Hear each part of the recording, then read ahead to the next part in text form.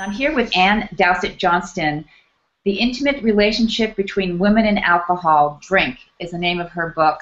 She is an award-winning journalist. This book is an amazing and a must-read for all women. Well, first off, it's a narrative, and it tells your story. You're coming to the realization and acceptance of your own drinking problem, your alcohol abuse, and eventual decision to stop drinking altogether. But also weaving your story with the facts. And the facts are shocking.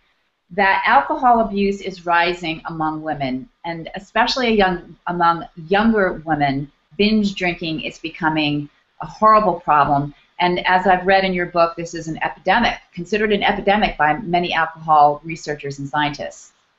How can this be?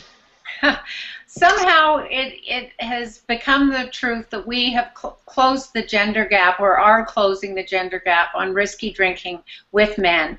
That wasn't the case for decades, but we are indeed closing that gender gap, and in some places like the UK, we're seeing parity in terms of young women are dying of late-stage liver disease in their 20s, presenting with late-stage addiction in their teens, and very, very scary story. We have, I think, many things to point to when we ask why this happened. One is women are self-medicating, and I think the question is, why are they self-medicating? We know that we suffer from depression and anxiety at a rate of about 40% higher than men. So that's one key thing. But I ask the question in the book, if we aren't, in fact, wrestling with a sort of perfection that we can't really attain. Is this the modern woman's steroid? Is this the reason she uses wine to unwind at the end of the day? She's coming home from one shift at work and getting ready for a second shift of overseeing homework and an evening meal, and she pours herself a glass of wine or two, just as I did. It's a very, very common way of dealing with stress. But it's a progressive problem, and it can take many years for it to get to the point of danger, as I understand it. Yeah, the classic picture is it takes about 12 years. In my case, that would have been about fair. I was just fine in my 20s, 30s, and 40s. And then in my 50s, I hit a rough patch of empty nest syndrome, menopause, and taking on a very, very big job as vice principal of McGill. And I found that the 2 glasses of wine I would have on a nightly basis changed to 3 or 4, which was not okay for me. I'm 5'3". When it hit 5, I went to treatment. I can completely relate to this. My friends and I have been talking about this and observing it in ourselves, not necessarily to that extreme quite yet, but seeing that slide. It's absolutely terrifying, and the connection between alcohol and liver disease and breast cancer and colon cancer and so on is quite real. Very real. I mean, 15%, that's 15% of all breast cancer cases are connected to alcohol, which I think is very scary. Men and women both suffer strokes from drinking alcohol, but for women it's 4 times as often, and it's earlier. We become addicted earlier. Democratically we're equal, but metabolically and hormonally we just aren't.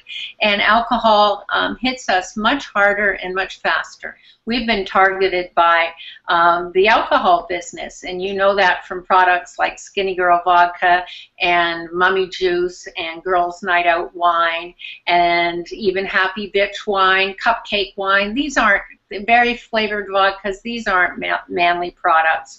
And in the mid-1990s, the alcohol industry invented the Alcopop.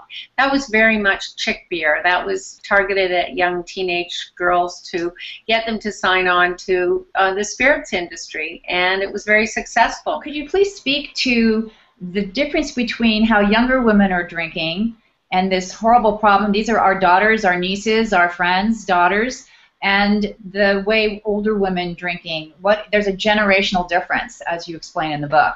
Yes, well, a younger woman on a campus is drinking heavily, often vodka, often not eating. So drunkorexia is very common. Wow. Drinking without dining.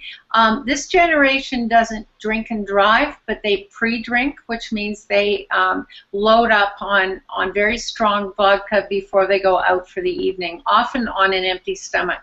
So it's extreme drinking. Drinking is an extreme sport. If guys and girls play drinking games, he's drinking beer, she's drinking vodka or doing tequila shots. Much more dangerous. She's 2/3 his size and she's drinking a stronger drink. As we know, alcohol is the #1 date rape drug, so this is really risky behavior. If we're in our 40s and 50s, we tend to drink less than that, but we tend to be daily drinkers. The 2 or 3 glasses of wine, you know, one with dinner, one while you're getting dinner ready, maybe one before bed. That's common, and what all that adds up to is it's more than the low-risk drinking guidelines for women, which is 9 drinks a week. And so if you have 2 drinks every night, you are over the limit. You know, many of us hear that and think that is less than what I have. We know a lot more about trans fats and tanning beds than we do about our favorite drug. We tend to think of it like dark chocolate. Red wine's like dark chocolate. I'll have 1 or 2 glasses and I'm fine. You walk into a party or any sort of social event and it's just, you know, as you say in the book, red or white. Right. The first thing you get asked is red or white, and that's very common, and we're used to it. We're very socialized, and we think if you're sophisticated, you should know your wines. If you're an adult, you should know how to hold your liquor. And if you're drinking a little too much, you're just drinking like the French or the Italians. I thought one of the scarier statistics in the book was the fact that death from drinking excessively is the 3rd most preventable cause of death. And I think one of the scariest statistics is that a death from drinking is roughly 20 years earlier than a death from smoking, from tobacco. So we don't tend to know that. We really are innocent when it comes to our favorite drug. We just haven't had a common public conversation about it, and one of the reasons we haven't, I think, is that our values are a little fuzzy. We don't want to hear bad news about the one thing we use to relax and reward ourselves. You know, it's part of most celebrations, and we just don't want to imagine cutting back. I think that's the truth. So the process of at least raising the awareness about this issue is probably similar to how public policy changed around drunk driving, for instance, which is a big no-no, even though we're working our way around it, apparently, but also about tobacco in the day when everyone smoked in the 50s and 60s, and that was a very successful public policy shift, a quantum leap into the public's consciousness. Do you think that there's a similar thing that needs to happen around alcohol? Yes, I think that we need to be much more mindful of what the downside is about drinking, and we need to have that open dialogue, just as we did on tobacco. I'm not saying that alcohol is the new tobacco, but I am saying that the alcohol industry is behaving like the tobacco industry did, being very targeted on women, and we need to know that, and I think young women need to know that they are being marketed to. They need to be savvy about that, because a lot of the marketing is happening on Facebook, on Twitter, on YouTube, and if an alcohol company is contacting you on your iPhone, you are basically, it's behaving like an individual. It's a person to you, and that's a very personal relationship. So I think we have to have a hard look at how alcohol is marketing, especially to underage people. Personally, Anne, in your experience with this, what can you tell the person who's just becoming aware that this may be a problem or sees it in a friend or a relative? That is a very tough thing to get your hands around. What do you advise? I think the main thing to think about is, are you drinking to numb? Are you drinking to forget something? Are you drinking to isolate? Do you drink and isolate? If you told yourself, I will only have 2 glasses of wine tonight or only have 1, would you be able to keep your promise? That's a key thing.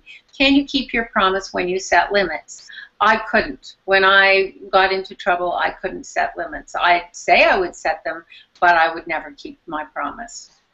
There's a woman in your book who says, I'm not an alcoholic, but I am alcohol dependent. What's the difference? The difference is very, very fuzzy. I think that if you're alcohol dependent, you need to be pretty aware. This is a disease that is progressive, and it's marked by denial, and that denial is scary. You can be an alcoholic, and as I was, and deny it because I didn't look like my mother, I didn't drink during the day, I didn't miss work, I was professional and educated, and unlike my mom, who was a stay-at-home mom who drank during the day, I could hold my job and hold myself together. I was still an alcoholic, and I think we have to be careful of the self-talk around it.